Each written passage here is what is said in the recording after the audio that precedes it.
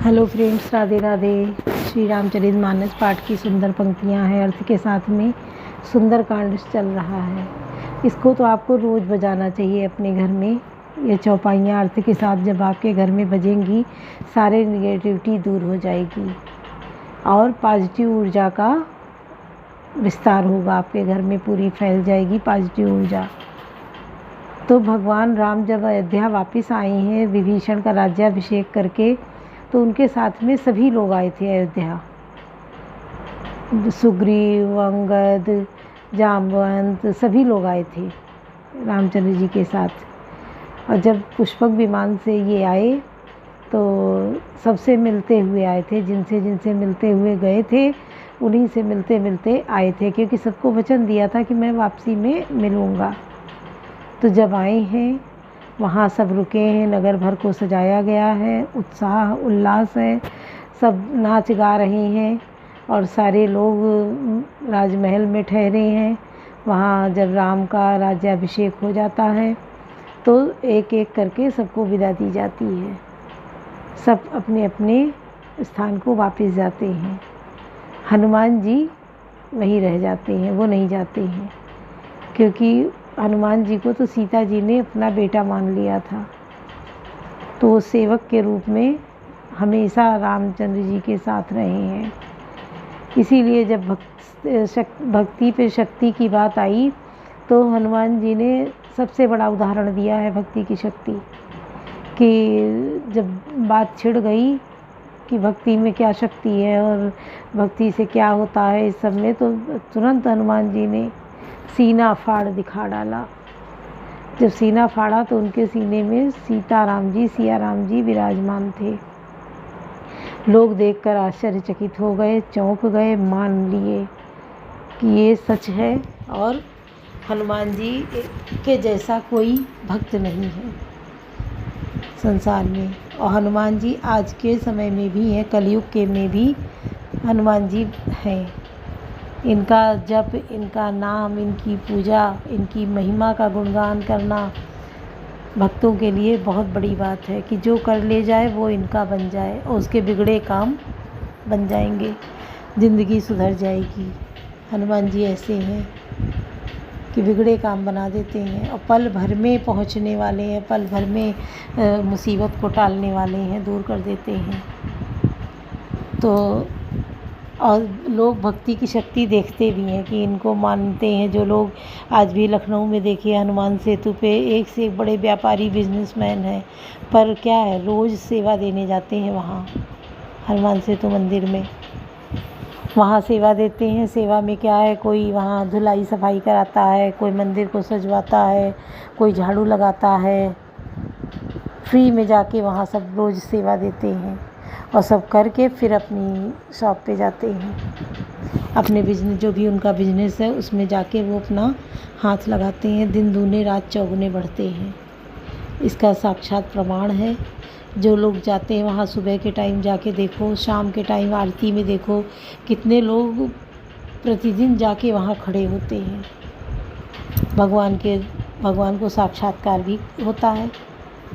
लोग वहीं पे नीम करौली बाबा हैं तो उनका भी आश्रम वहीं बना है, लोग वहाँ भी जाते हैं, क्योंकि नीम करौली बाबा जो हैं वो हनुमान जी का ही रूप माने जाते हैं। उनमें लोगों की अपार श्रद्धा है। ये नैनीताल में नीम करौली स्थान है, वहाँ मंदिर बना है, बहुत सुंदर मंदिर है, बहुत भीड़ होती है। लोग जाके दर्शन करते हैं, अपनी मन्नतें पूरी करते हैं, मानते हैं मनौती और फिर पूरी होती है तो जाके वहाँ फिर से जाते हैं। जो मानते हैं वो पूरा करते हैं, जाके चढ़ावा जो भी मानते हैं। चोला कोई मानता है हनुमान जी का तो चोला चढ़ा मानता है तो कपड़े का भी चोला चढ़ता है और सिंदूर और तिल के तेल का भी चोला चढ़ता है। इंगूर आता है, इंगूर और तिल का तेल मिला के एक ही में घेप के पेस्ट जैसा बना के पूरी हनुमान जी की मूर्ति पे उसको चढ़ाया जाता है, तो उसको भी बोलते हैं चोला चढ़ाना। और एक तो कपड़े का सिलवा के गोटा लगा के बीच में राम राम लिख के वो भी चोला चढ़ता है हनुमान जी को। तो जो जैसी श्रद्धा जैसा मानता है वो वैसा पूरा करता है, और हनुमान जी उसकी हर मनोकामना पूरी करते हैं। वीर हनुमाना अति बलवाना, राम राम रटियो रे, कि प्रभु मन बसियो रे।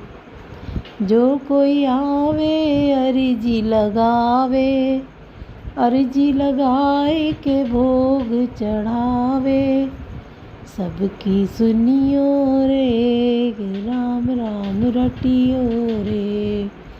वीर हनुमाना अति बलवाना।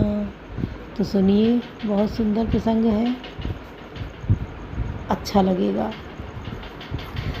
ये जब भजन बजने लगते हैं तो लगता है एक अलग से जोश आ जाता है, ओज आ जाता है, और भक्त उसी में डूब के डुबकियाँ लगाने लगता है, तालियां बजाने लगता है, सुर में सुर मिलाने लगता है।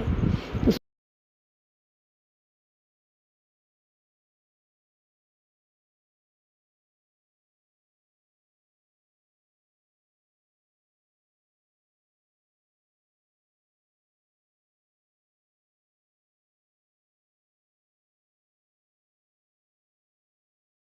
पवन सुकाज कठिन जग माही, जो नहीं होहि तात तुम पाही। मोह मूल बहुसूल प्रद त्यागहु तम अभिमान, भजहु राम रघुनायक कृपा सिंधु भगवान। कवन सुकाज कठिन जग माही, जो नहीं होहि तात तुम पाही।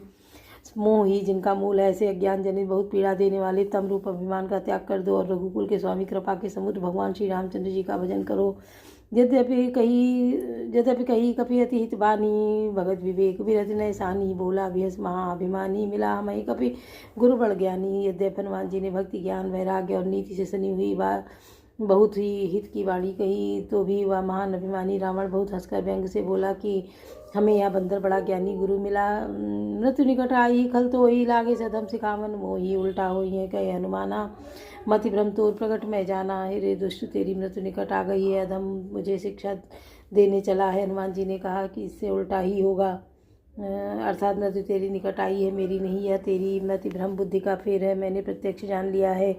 सुनी कपि वचन बहुत किसी आना, बेगिन हरो मूड़ कर प्राणात। सुना निशाचर मारंदा, ये सचिवन सहित विभीषण आए। हनुमान जी के वचन सुनकर वह बहुत ही कुपित हो गया और बोला, अरे इस मूर्ख का प्राण शीघ्र ही क्यों नहीं हर लेते। सुनते ही राक्षस उन्हें मारने दौड़े। उसी समय मंत्रियों के साथ विभीषण जी वहां आ पहुंचे। नाई शीस कर विनय बहुता, नीति विरोध न मारी अधूता। आन दंड कछ करी गुसाई, सबही का मंत्र भल भाई। उन्होंने सिर नवाकर बहुत विनय करके रावण से कहा कि दूत को मारना नहीं चाहिए, यह नीति के विरुद्ध है। हे गोसाई, कोई दूसरा दंड दिया जाए। सबने कहा, भाई यह सलाह उत्तम है। सुनत भी ऐसी बोला, दस्कंदर अंग भंग कर पटाइए बंदर। यह सुनते ही रावण हंसकर बोला, अच्छा तो बंदर को अंग भंग करके भेज दो, लौटा दिया जाए। कवन सो काज कठिन जग माही, जो नहीं होहि तात तुम पाही। कपि के ममता पूछ पर सबई कहाउ समझाई, तेल भोर पट बांध पुनि पावक देव लगाई। कवन सो काज कठिन जग माही, जो नहीं होहि तात तुम पाही। मैं सबको समझाकर कहता हूँ कि बंदर की ममता पूछ पर होती है, तो तेल में कपड़ा डुबोकर इसकी पूछ में बांधकर फिर आग लगा दो। पूछहीन बानर ता जाई, सब सिठ निज नातई लई आई। जिनके कीनित बहुत बढ़ाई, देखो मैं तिनके प्रभुताई। जब बिना पूछ का यह बंदर यहाँ अपना स्वामी के पास जाएगा, तब यह मूर्ख अपने मालिक को साथ ले आएगा, जिसकी इसने बहुत बड़ाई की है। मैं जरा उनकी प्रभुता सामर्थ्य तो देखूं। वचन सुनत कब मन मुस्काना, भई सहाय सारद में जाना। जातु धान सुनि बात रावण वचना, लागे रचय मूढ़ सोई रचना। यह सुनते ही हनुमान जी मन में मुस्कराए और मन ही मन बोले कि मैं जान गया, सरस्वती जी से ऐसी बुद्धि देने में सहायक हुई है। रावण के वचन सुनकर मूर्ख राक्षस वहीं पूंछ में आग लगाने की तैयारी करने लगे। रहा नगर बसन घृत केला, तेला बाड़ी पूछ कीन कप केला। कौतुक कहाँ आए पुरवासी, मारे चरण करें बहु हासी। पूछ की लपेट में इतना कपड़ा और घी तेल लगा कि नगर में कपड़ा घी और तेल नहीं रह गया। हनुमान जी ने ऐसा खेल किया कि पूंछ बढ़ ही गई, लंबी हो गई। नगरवासी लोग तमाशा देखने आए हुए हनुमान जी के को पैर से ठोकर मारते हैं और उनकी बहुत हंसी करते हैं। बाजें ढोलते ही सब तारी, नगर प्रेर पुन पूछ प्रजारी। पावक जरत देखे न मनता, भयो परम लघु रूप तुरंता। ढोल बजते हैं और सब लोग तालियां पीटते। हनुमान जी को नगर में फिराकर फिर पूंछ में आग लगा दी। अग्नि को जलते हुए देखकर हनुमान जी तुरंत ही बहुत छोटे रूप में आ गए। निबुक चढ़े हो कपि कनक अटारी, भई सभी निशाचर नारी, बंधन से निकल कर वे सोने की अटारियों पर जा चढ़े। उनको देखकर राक्षसों की स्त्रियां भयभीत हो गईं। कवन सो काज कठिन जग माही, जो नहीं होई तात तुम पाई। हरि प्रेरित यही अवसर चले मरुत 49 अट्टहास करी गर्जा, कपिलक बाढ़ आकाश। कवन सो काज कठिन जग माही, जो नहीं होई तात तुम पाई। उस समय भगवान की प्रेरणा से 49 पवन चलने लगे। हनुमान जी अट्टहास करके गरजे और बढ़कर आकाश में जा लगे। दे विशाल परम हरुआई, मंदिर से मंदिर चढ़ जाए धाई। जरे नगर लोग भी आला, झपट लपट बहु कोटि कराला।